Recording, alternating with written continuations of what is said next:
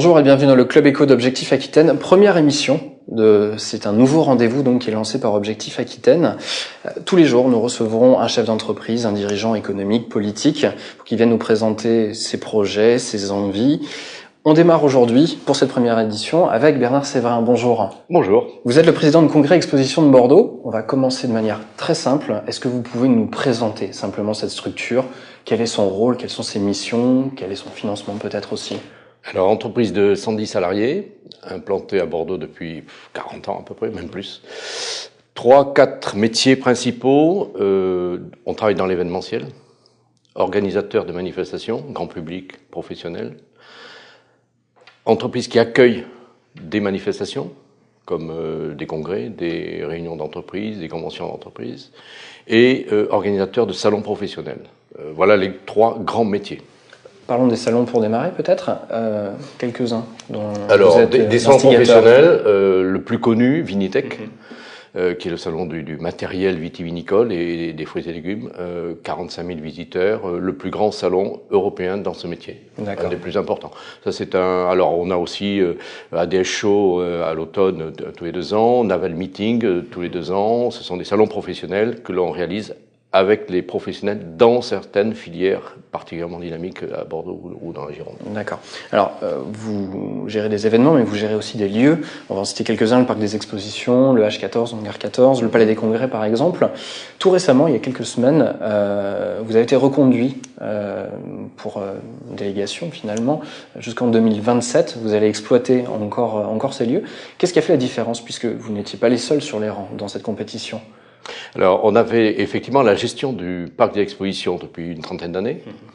Le Palais des Congrès, le nouveau, qui a été construit il y a 10 ans, on l'avait également en gestion et il y avait une remise en concurrence, normale, logique, pour 15 ans. Je crois que les éléments qui ont joué, c'est notre connaissance du terrain, du réseau économique, de tout le parterre économique, les liens que nous avons avec les entreprises locales, les liens que nous avons aussi avec les filières qui sont en particulier des filières porteuses de congrès professionnels. Et puis je pense, j'aurais peut-être dû commencer comme ça, la qualité de nos équipes. On a de vrais professionnels, on a une équipe de 110 personnes, ce sont des gens qui représentent un métier très particulier, spécifique. Nous sommes le 3e opérateur en France. Et on a des qualités qui ont fait que, je pense, notre dossier a été retenu. Voilà en gros les grandes lignes. D'accord. Est-ce qu'il y a des projets particuliers, peut-être par exemple pour ces 3 lieux? On voit il y a quelques jours la Nuit des réseaux organisée donc sa 3e édition. C'était plein, archi plein. On voit que les événements prennent de plus en plus d'ampleur sur Bordeaux. Comment est-ce que vous allez répondre finalement à ces demandes? Alors, pour des manifestations, je veux dire, qui dépassent pas 1000 personnes, des congrès, des salons professionnels, on a les équipements qui conviennent très bien, Parc des Expositions, le Palais des Congrès. Pour ce qui concerne les manifestations de plus grande ampleur, entre autres des congrès de 3000, 4000, 5000 personnes, ce qui est aujourd'hui à l'ordre du jour de plus en plus, là on est limité. Il y a un projet, la mairie l'a entre les mains, il va être présenté prochainement aux autres collectivités, Cube, Conseil général, Conseil régional, le dossier est pratiquement prêt, c'est Hugues Martin et Alain Juppé qui le gèrent, puisque les bâtiments sont propriété de la ville, il faut le savoir. Donc, objectif, dans 5 ans, avoir un espace, on va pas dire un palais des congrès, mais un espace permettant de recevoir des congrès de 3000 à 4000 personnes. Aujourd'hui, il y a 40 congrès de cette dimension par an en France. On en accueille 3 à 4 de cette dimension-là.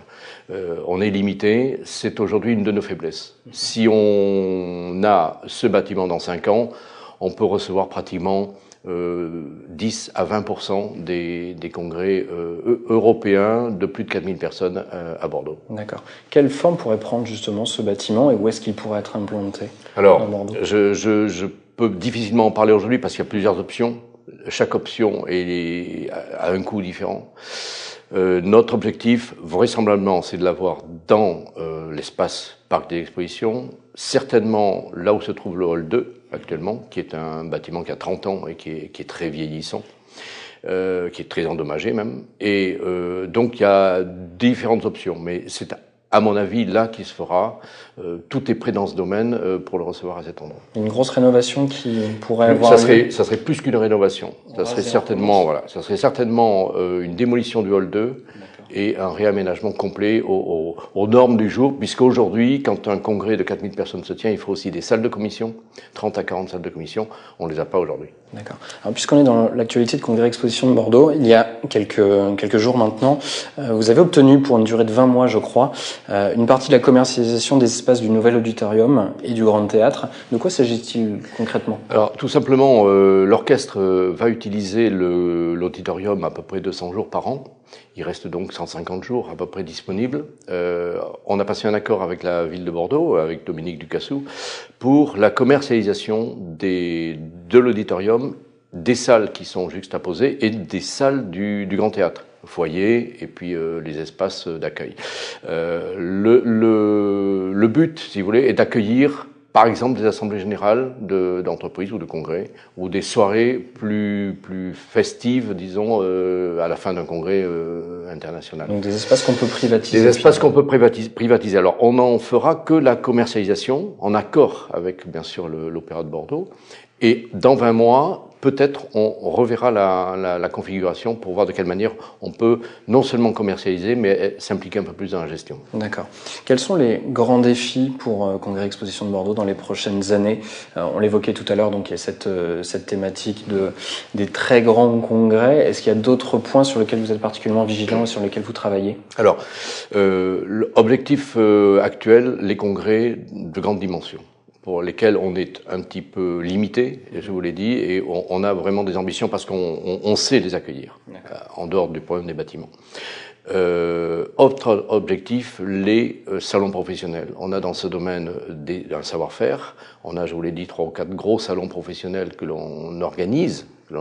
Alors, on accueille aussi, Vinexpo. On n'est pas organisateur, mais on accueille Vinexpo. C'est aussi un salon professionnel. Mais on a, dans ce domaine, beaucoup de progrès à faire parce qu'il y a des métiers qui demandent des réunions d'entreprises, fournisseurs, clients, sous-traitants. Et là, on peut peut-être ouvrir nos portes d'une manière plus intense. Là, on a un vrai métier à développer. Salon professionnel.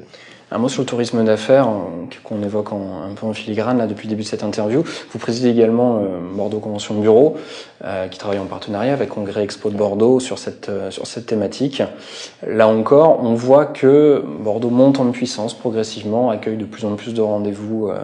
Le tourisme d'affaires fonctionne bien. Comment peut-on faire pour améliorer encore les choses ? Le Convention Bureau, effectivement, regroupe les professionnels du tourisme d'affaires. Les traiteurs, les hôtels, les châteaux du Médoc, les entreprises événementielles, etc. On avait jusqu'à présent 80 adhérents. On est passé à 130 dans l'année 2012, tout simplement parce que ces métiers se développent. Le tourisme d'affaires à Bordeaux est en pleine croissance. Nous sommes la deuxième ville après Paris, donc première ville même après Paris, je dirais, pour l'accueil des grands congrès internationaux. Les professionnels se sont regroupés. Le Convention Bureau est là pour les aider, pour prospecter, pour promouvoir l'image de Bordeaux. Notre boulot, que ce soit CEB ou que ce soit Convention Bureau, c'est de fédérer tous ceux qui veulent s'impliquer, que ce soit la Chambre de commerce, l'Office du tourisme, CIVB, BGI, Bordeaux Grands Événements. Tous les acteurs qui, à un moment ou à un autre, ont un pied soit dans l'événementiel, soit dans le tourisme d'affaires, sont les bienvenus et on travaille tous ensemble. Qu'est-ce qui explique le succès de Bordeaux? Vous le disiez, ça monte en puissance.